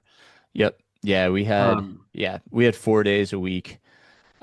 Shifted around a little bit based on your schedule. When you were recovering, we did like maybe probably 3 there for like the first 2 weeks, but then we jumped right. back to like 4 days a week. Yeah. Yes. And so like as we move forward, as people start doing more of these 200s, it is still a relatively, I guess, new distance, so Yeah. to speak, as far as like Right. how much scientific literature is out there about recovery, about, strength training versus time on feet. But whatever we did worked. So we'll Yeah. keep it. Yeah. We usually give you about 2 weeks recovery, a little bit more than a typical 100, but you seem to bounce back around that time. So, Yeah, I felt recovered for each race. I felt like I was 100% going into each one. So and I have a million other questions, but I want to be cognizant of your time. So I would love to talk to Avery because I could ask Avery a lot of these questions as well yes. to get into some of the nitty gritty. So I know folks would be like, dude, why didn't you ask him this? But like if I can get in touch with Avery, I certainly want to expound upon some of these other things, like, your med Mhm. kit, some of those things, and talk to them about like what was in these things and all that kind of stuff. So I'd love to talk to Avery at some point. But like, let me say, like, congratulations. That's just fantastic, dude. Like, this Triple Crown that's a real deal. Like, 200, 3 times, 200 plus 3 times, and in the span of what, 3 months, almost, Yes. yeah, somewhere around there. It's like incredible, dude. Um, like that email came across your desk. Did you have any thoughts about like doing the Grand Slam at all? Um, yes, I know that Avery can't do the monster. Okay. And if I don't have Avery or somebody very much in tune with the same kind of stuff that Avery is, I don't want to do it. Gotcha. I think that leaves a lot up to chance. I don't know if I would do the Grand Slam. I would do the monster, Hmm. just to see what that's about. There's also a couple. My friend Andrea Moore is a Hmm. 200-mile monster, and I think she's doing 11 this year, 11 Wow. 200 plus mile races, Holy is cow. which is insane. That is insane. But she has a couple like the Divide 200 Hmm. and the Mammoth 200 that I'm going to keep my eye on. Yeah. Yeah. I have mountaineering coming up in my future. I would like to eventually do Everest and K2. Um, and those are, again, grinding, Yes. endurance type Right. things. But the 200-mile space, I've met so many great people and had so many great experiences. Um, Avery even said when we were done with the Triple Crown, like, hey, I hope this isn't your Landry. I hope that we can do this again. Yeah. So there's a couple things on the radar. I am not on ultra sign up yet. I'm going to take a break. Good for you. Good for you. That's a wonderful way to summarize and wrap that up. Ben, if people want to reach out to you, what is the best way to do so? Please, you can list my Instagram, Okay. dr_Ben Tendo.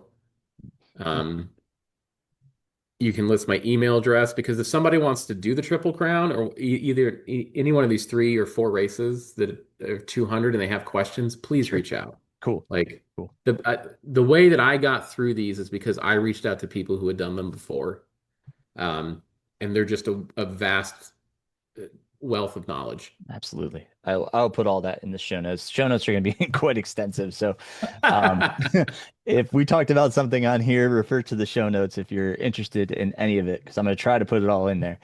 But Ben, once again, huge congratulations.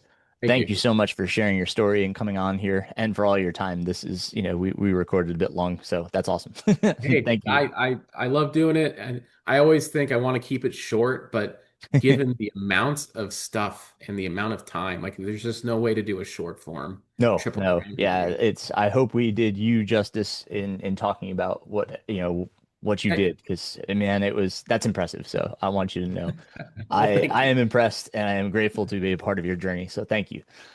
Well, I appreciate you as well because this doesn't happen without you. So thank you. Thanks, Ben. Thank you once again, Ben, for coming on and talking for so long. We didn't intend to go for that long, but obviously there's so much to talk about, which is why we're going to continue this conversation with his crew chief Avery. So I'm looking forward to that conversation. So thank you, Ben, and congrats once again on 3 simply amazing performances in finishing the Triple Crown of 200s.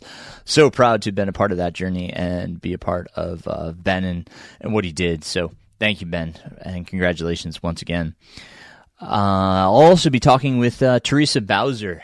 She just did a project that we're going to go in deep detail with. So I'll be having a conversation with her about her recent 100-mile new route that she created and the fundraising efforts that went with it.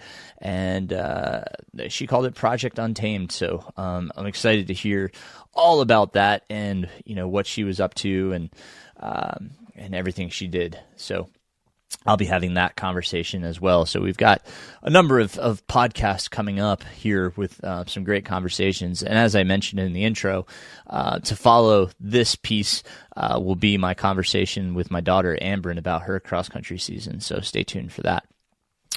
Wanted to touch on a little bit on the metrics, keep continuing that conversation that we've been having.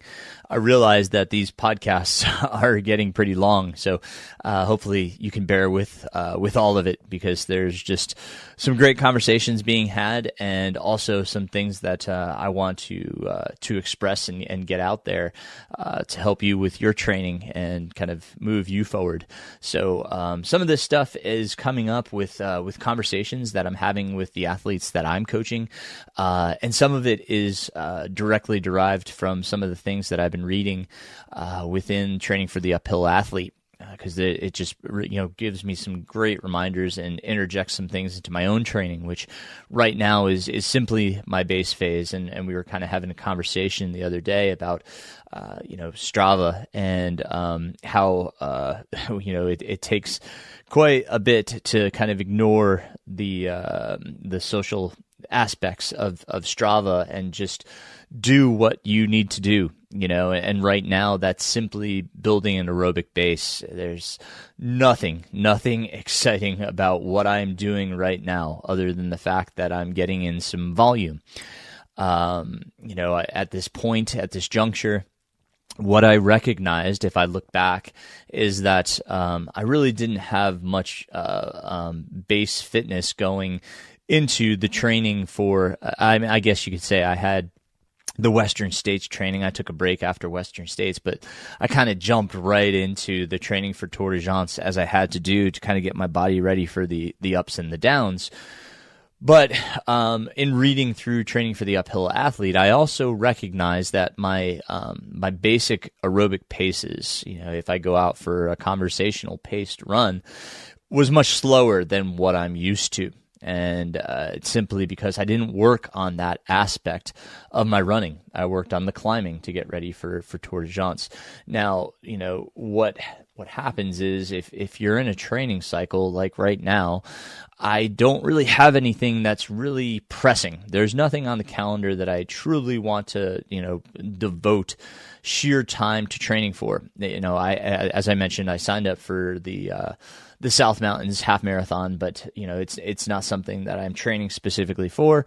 I'm hoping to run the Heartbreak 50 miler, but again, as you'll hear from Ambrin, she'd like to do Adidas Indoor Nationals, and that is the same weekend, so I wouldn't be able to do Heartbreaker. So, with nothing really pressing on the calendar, nothing to really train directly for, I'm turning my attention to my aerobic fitness, my aerobic base, and trying to improve my pace at regular runs. And simply, if we talk about metrics, I'm tracking heart rate. So I've got my chest heart rate monitor out. I use a Wahoo. Okay, so the Wahoo system, and I'll put a link in the show notes for you guys about the Wahoo. I like the heart rate monitor because it's rechargeable. A lot of times, I've talked about this. A lot of times the heart rate monitors, when the battery dies and you go to replace it, it never works the same for whatever reason. So this is great because it's rechargeable and you don't have to replace the battery. You just recharge the unit. So I've really enjoyed this, this device.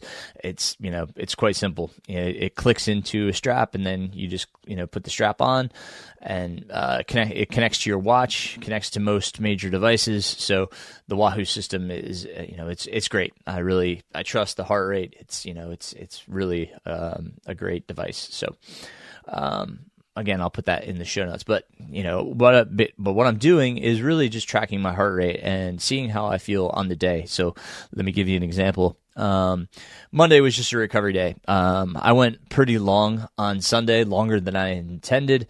And as with most runs, if I get near the summit of a climb, I have to finish the climb to the summit. I don't like turning around early. That's just something that's innate in me. So I was on my way up towards the Blue Ridge Parkway, and I was probably a mile short of reaching the Blue Ridge Parkway. So I finished it off, but it made my run a bit longer than I had intended. And Monday was a recovery run. So I just did an easy 5 miles, in, just really low aerobic zone. So very easy jog. It was really just, in my terms, like 60 to 69%. That's zone 2 for me. So it was real easy running. And then on Tuesday, I did 9 miles and kept it in zone 3. So kept it, kind of medium. I probably kept it around 75% maximum heart rate. So somewhere between like 70 to 75% maximum heart rate for that run. And felt decent. I got a bit dehydrated, if I'm honest, on Sunday. So it affected me, definitely on Sunday, but it took me a while to kind of catch my body up from that. And lesson learned, I carried some water with me on Tuesday's run and as well as today's. Today I had another 9-mile run, but I kept it really easy because I did a lift session on Tuesday after my run, and boosted up some of the weight, so lifted a little bit heavier and created a little bit more fatigue than I probably should have. But in order to balance that, I kept today's 9-miler in zone 2. I just went really slow, pretty flat. There's like just these real mild hills, which, when you're running zone 2 can challenge the system. You just have to slow down. Same thing when I did the climb on Sunday, I challenged my system, but I just slowed down to kind of maintain that 70 to 78% maximum heart rate for zone 3.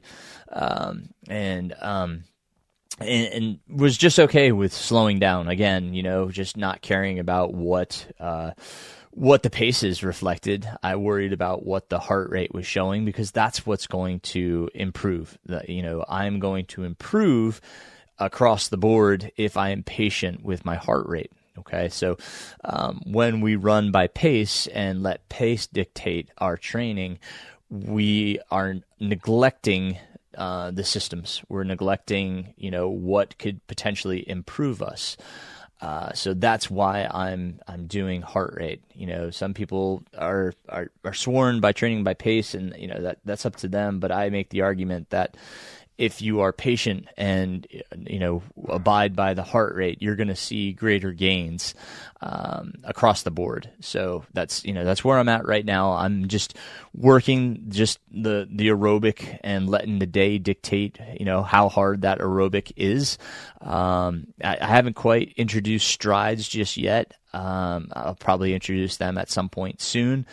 But I'm really trying to get those gains and start seeing those gains prior to adding back some strides. Because as I said, I'm in no real rush. When I did this in 2020, I noticed the gains, and it really did set me up for success. And what Uphill Athlete notes is that when you do this type of aerobic base training and you spend, legitimately a few months just doing this type of running, it sustains itself for, it can be multiple years. And what I noticed was that, it brought me into 2023. I kind of felt that fitness maintained through 2023, but in 2023 to go back, that's when I did the Grand Slam. And I think I kind of spent all my money that I had saved up, all my mitochondria that I had saved up in those efforts. And then I never really refocused on rebuilding that aerobic base. And that kind of showed through in 2024 and 2025. Didn't quite have the performances I think I could have had had I have focused on this base aerobic training. So I'm back to just base aerobic training. I'm going to spend the next few months doing that base aerobic fitness, monitoring my heart rate and kind of just being patient with it. Now December, as I talked about, I'm going to do the mile per day challenge. So whatever the date is, that is how many miles I will do on that given day. But I'm going to, again, stick to, the heart rate. But why I'm doing some of these climbs is I hope to use these routes because they're dirt. I have 2 dirt road options, but both have substantial climbs in them. So I'm trying to get myself used to not only running and abiding by heart rate, but also climbing and abiding by heart rate, which again can be extremely challenging, but the body adapts to what stimulus you give it. So the stimulus being the hill climbs, that's what I'm trying to adjust to. So it's a good time of year for that. I think, a lot of times, we jump back into training too quickly. And so, I was listening to a really good podcast today that, I think it was the Doctors of Running, and I could put the episode in there, cause I want my runners to listen to it. So, the podcast was about taking the off season. How long should the off season be? And it's a great point, and as Ambrin and I will talk about here in the conversation ahead of us, she's taking a 2-week break after her last race here coming up next week. So, the off time is really important. I like the analogy that Nathan used in Doctors of Running. He says, we build up this house and we put on the roof, and the roof has a peak. And just like in running, we have a peak. But in order to further, train, we need to kind of deconstruct the house and rebuild it. And then we can rebuild the house higher. You can add on another floor, another level of fitness, and then again, build the roof and create another peak. But now this other peak, you're going to have more fitness because you took the break. And that is what they didn't say it in the episode, but that's what we refer to as supercompensation, the body's ability to actually get fitter, to get better. But it needs that recovery time to adjust, adapt to the fitness that you've given it in the past training block. Because when you start the next training block, just as I said, you deconstruct the house a bit, but you're actually, whereas like the first season, you may just have the foundation. You built a foundation with your aerobic base. Now, the second season, you're going to already have that first floor built. So you've got the foundation, the first floor in the second year of training. Now you can add on a third floor. So your peak is going to be higher. So in other words, you're going to get better gains. So taking that time off is essential, right? So, taking whatever it is after your last race, be it 2 weeks, 4 weeks, whatever you feel you need, that's great. That's actually healthy. That's what you want. That's what's going to help you be better in your next training cycle. So take that time off. It is necessary. Take it away from running. Okay. I know that can be difficult, but again, listen to this podcast because they'll reiterate some of these points that I'm making here. So you hear it from another source, but the down season, super important time. So, and then, again, building that fitness back, building that aerobic base, give yourself time to build that base up. In the Lydiard pyramid, he spent about 8 weeks, so 2 months in the aerobic base, sometimes longer, depending on the training cycle and how long the training cycle was going to be. So, it's super important to kind of build up that foundation. It doesn't always have to be zone 2 running, it's great. Zone 2 is great. But the reality is, some zone 3 running is really great too. They both have, great effects on the body, great potential for building your cardiovascular system. Build up that aerobic base, build up that amount of mitochondria that are super important for the latter training. Okay, that's super important. That's the message today about metrics is using the proper metrics, doing the proper training so that you can have the better season later on. It can sustain your training for later on. You have the capacity, the aerobic, the cardiovascular capacity to do harder work. Your body will be able to support that because you've given it the right tools to do so by creating this aerobic base. Okay, so that's my piece today about our metrics. Again, we're going to keep kind of delving into this topic over the next few podcasts, but I'm going to get here into my conversation with Ambrin. So hope you all enjoy it, and I will see you guys next time. Don't look at me like that. Say your intro. Do you have an intro? You can give the intro. I can get the intro? Intro. What's the intro? Hi, my name's Ambrin Saft. And this is the Running is Life podcast. Boom! I got it right? You did. Ooh. Well, hello, Ambrin Saft. I don't like how you're staring at me. Okay, I won't look at you at all. Okay, thank you. I'll look at the table. Perfect. Okay.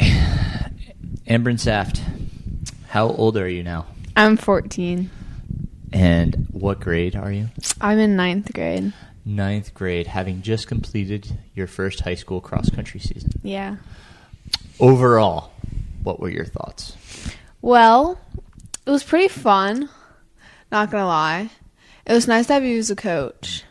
That was nice. I was very impressed by myself because I set the bar to run sub 20. That was my goal for the whole season. And I ended up running 19 something on my second race. So I was pretty happy. And then I ran 19s through the rest of my season. So I'm very impressed with myself because I didn't think I could. Cross country was never my specialty. track always was, the mile and 800 and 2 mile and stuff like that. So when I came into cross country, I'd never ran a 5K before. Right. Went into eye opener, ran 20:32, and I was like, oh, okay, well, I'll set my season goal to run sub 20. Friday Night Lights, I ran 19:36. So I got my season goal in 1 week. And then I ran 19:35, 19:35, 19:44, 19:49, then 19:29. And a lot of times the middle schoolers think that stepping up to the 5K is going to be very difficult. Did you have that impression or that expectation coming into high school? I thought it was going to be extremely hard and much harder, and I was never going to get sub 20, and I was never going to be up there with the team, and I was going to be slow, and everyone was going to be better than me. That was my impression. And I was wrong. I ran like 14s something for my 2 mile average out throughout the season, and now my splits are usually around 12 something for the 2 mile and the 5K. So I came in with an expectation to be slow and not really that good, because 5K is really hard, and it turns out I am actually probably one of my favorite things to do now is run the 5K. So what would you tell any 8th grader that is finishing up their middle school season and potentially going to high school next year to run the 5K? It's a lot more fun. It's so much more fun. Even if you run 12-mile progression runs on Saturdays at 7 in the morning because it's summer, even if that seems intimidating, you're going to have so much fun with it. And running a 2 mile, I personally think is easier. Yeah. But running a 5K, it gave me more time because my endurance is like something I've always been good at, was just keep on running. I've been good at running. And having an endurance, like, how do I word this? I feel like a 5K opened an entire new window for me to work on. And because you're training all season for one race, you're going to become good at that one event. Your entire middle school career, you were trained to run 2 miles as fast as you can. Now your entire training has switched to run a 5K as fast as you possibly can. So it's not going to be as difficult if you just try and run it in middle school. Like, you're gonna run a good 5K, you're gonna develop, you're gonna be able to be up there, you're gonna have fun, and it's not as hard as it seems. Like, it goes by so quickly unless you're in the second mile of a 5K. Everything else goes by so quickly. And my first high school season is already over for cross country, and it went by so fast. And I started off in the 20s, and I ended up in the 19s. Over the season, I PR'd by over a minute. So you're going to go into it, and you're not going to know how to run a 5K first. I didn't know how to run a 5K. I was just going off of kind of seeing what I could do, and I tested some things out. Test some things out your freshman year, and then see what you can do, see how far you can go, see how hard you can go, and just, like, have fun with it, because it doesn't matter right now, so just run. So you ended up being the number 2 girl on our team, and ahead of you was a very good senior in Ambrin Rice. What did it feel like to go into regionals as a freshman, being the number 2 runner and having all the, we'll call it, pressure of having to qualify for the state meet with the team who's ranked number 2 in the state? Well, I never really felt pressure. I was never nervous before me. I never really thought that, like, qualifying is a team thing. So if I backed down, if I didn't run, I never felt like my team wasn't going to do good, because not that I was relying on my team, but I felt like I just had a good team. And yeah, I went in second, but I felt like we were all close, so I felt like we had a good stacked team. We were good. I was So I didn't expect to be second. I expected third and fourth to be faster than me. So, but where I was, I felt like I belonged there. I felt like I was good in second. I felt like I deserved it. It felt not pressure, but exciting, because not a lot of freshmen are second on their team. Not a lot of freshmen are all region. Not a lot of freshmen are all state. So I never felt pressure or scared for something. I was just pure excited because not a lot of freshmen get the opportunity I did. That's awesome. And talk about that expectation going into state, because you texted me, I'm ranked number 11. What do I do? So what were your goals going into the state meet, and what was your mindset? Well, going to state meet, I wanted to get top 10. I wanted that so bad. And I was ranked 11th. I was the expectation said I was going to get 12th, and they said I was going to run 20-something. So I was confused, and I didn't really know what to expect. But I knew I couldn't control other people's races. So all I wanted from states was a PR, because that was a fast course, and I wanted to run faster than 1936, because that's what I originally ran on that course. So if I ran faster than 1936, I was happy. If I got 11th, I was happy, because I proved the predictions wrong, and I was where I was supposed to be. So when I ended up in 10th, I didn't really know how that happened, and I finished, and I didn't think I got 10th. I thought I got 11th and 12th, so I was bummed out that I was so close. And then we look at the results, and I actually got 10th. And I was thrilled, but it didn't feel real. I didn't think I actually got 10th.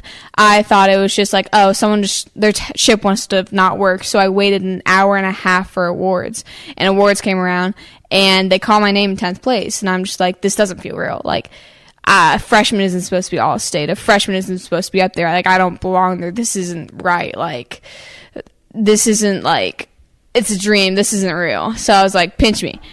But yeah, I was excited. It was shocking.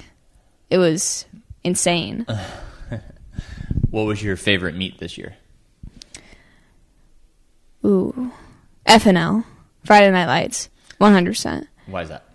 The excitement, running under the lights, being dark outside, everyone's there, everyone's happy, the music blasting, being in championship race, running against these super fast girls. I actually got, I was the number one freshman to come through, getting a PR Friday Night Lights was my second race, and Eye Opener ran 2032, Friday Night Lights, I ran 1936. My goal in that race was to go sub 20, was to beat my season goal, and I beat it by 24 seconds, and I was so happy. That was probably the happiest finish I'd have my entire freshman year. Just the finish line, the people, seeing my splits, running with everyone, it was just so fun. And I never felt tired because there was just people everywhere. It was just cool. And you ended on a high note, too, at States. You had a 6-second PR there, correct? Yeah. Yeah, so when you were about a half mile out is the last time I saw you, maybe, right? Yeah. Yeah. No, I saw you at the end of the straightaway, too, right? I was about maybe 300 meters from the finish at that last spot. Yeah, you were. That's right. What was going through your head at that point? These girls are too much ahead of me. I can't catch up. I know I have a good turnover, but they're too far away. So there was one girl in front of me. I passed her before I made it to you, and I was like, okay, I don't know where I am. I don't know what place I'm in. But when I saw you before that, you said you need 3, and I passed 1. So I was like, okay, well, I'm not getting top 10. That's a bummer. But I still had a good turnover. I still had a good finish, and I was only a second away from that girl. And before, when I saw you, she was a good 3 seconds ahead of me, and I made it down to 1. So I had a good finish. When I went up to the podium, she was like, I didn't know you were a freshman, because she was a senior. So that's what was going through my mind. I was like, dang it, I didn't get all state, but not a lot of freshmen get all state, so I was okay with it. Right on. And you guys get to travel a lot. what's that like? Because every weekend we're usually going someplace different. We have long bus rides, and we go to some faraway meets. What's that like for you? It's awesome. I love it. Besides the 5 a.m. ones. I mean, the bus rides are probably one of my favorite parts of the entire thing because the team is just everyone's on the bus. Everyone's laughing. We're doing Just Dance. We're talking with everyone. We're sleeping. We're playing Roblox horror games. Like, it's my favorite part is those bus rides. They're so fun. And then, like, the hotels, staying in the hotels, that's awesome. The boys put... they FaceTimed each other on the phone and put a phone on a remote control car and would knock on people's doors, run back into the room, and then control the car to go into girls' rooms. And it's just fun. The boys are just funny, and everything's just better when you're with the team. Very good. Are you able to separate having your father as a coach? Are you able to separate dad and coach? Sometimes that's difficult. Why don't you talk about that? Well, the thing is, you're always gonna be dad in my mind. Because I know you're my coach, and, like, I feel like you're always coach, and you're always dad. Like, there's no difference. You're still the same person. I always, like, when I look at you right now, I see you as dad. When I look at you at practice, I see you as dad. When I look at you... when you're screaming at me and at me, I see you as dad. Okay. So how does coach come in? It doesn't. No. I always see you as dad. Okay. Fair enough. Yeah. Fair enough. I see Coach B as coach. I see my PE coaches as coach. I see... yeah, that's about it. Okay. Yeah. Very good. When you think about the season, were there any challenges for you? Did you have any real big challenges that you faced that you were having a hard time with, and maybe you talked to Coach B with, or maybe you talked to Mom about it? Did you have anything that came up? Nah. Like... I never got injured. I was never in the wrong headspace mentally. I was good. I had no challenges. That's good. That's awesome. Yeah. I've always had a good headspace, and my body's always been healthy. And I just showed progression, so nothing really bothered me. Good. We look ahead to 2 weeks from now. We're doing Dash for Doobie. We transition to a track race. What do you think about that? Do you feel comfortable transitioning to the track? Are you excited, nervous? Like what do you think about going to do a 2-mile track race versus a 5K cross country? I'm so excited. I love track with my whole heart. It's the best thing there is. And running a 2-mile at it's going to be around nighttime because it goes from 12 to 9.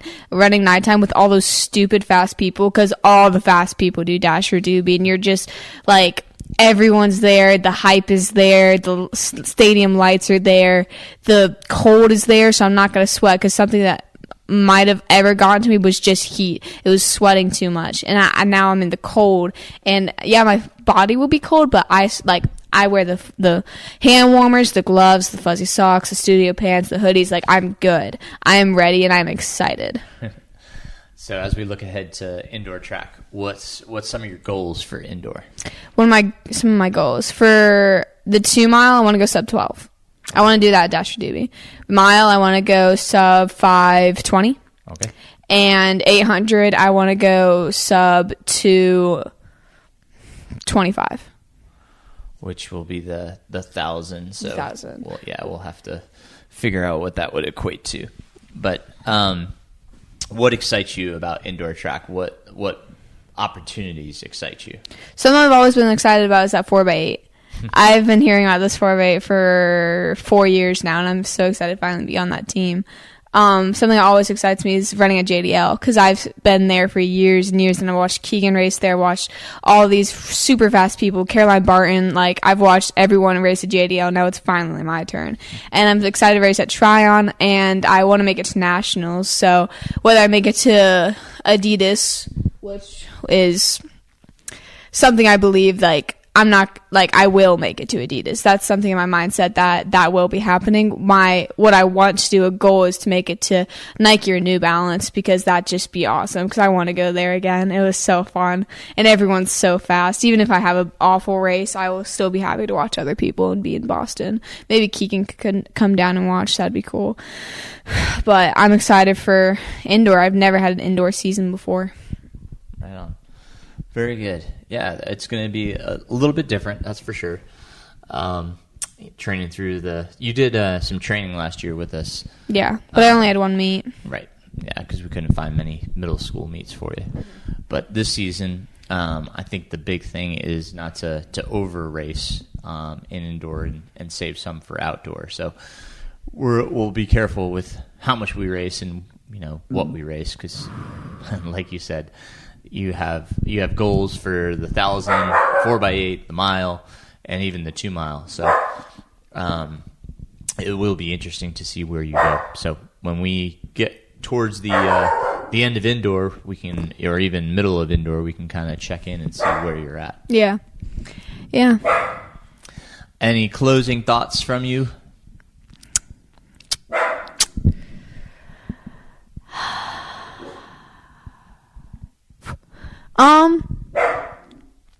Nah. I'm excited. I don't hit slumps. I don't slow down. I only show progression, and I'm excited to see what I can do. I expect to hit all of these season goals.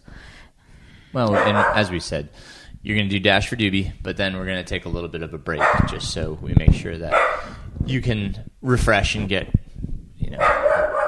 healthy and ready for indoor track. So we don't want people to think that you're going to continue going at this high rate. So I will continue going at this high rate. Well, I expect PRs after my break. After break. Well, Dash for Doobie, I expect PRs. Yes. I expect high rates. I expect to do really good. Good. And 2 weeks after, let's see, what do we have? We have Frozen Falcon. And potentially. If our track is repaired. That beauty. When is that happening? It's supposed to be next Friday. Yeah, our track is absolutely amazing. So that's the plan. I expect PRs. Okay. I'm excited. Very good. Because I'm a year older, so I'm going to be better now. It's just going to happen. You want to sign us off? What's the sign off? I've never listened to one of your podcasts before. I'm going to keep it a buck. Keep moving forward, because running is life. There you go. Be a goldfish. Be a goldfish. Thanks, hon. Yeah.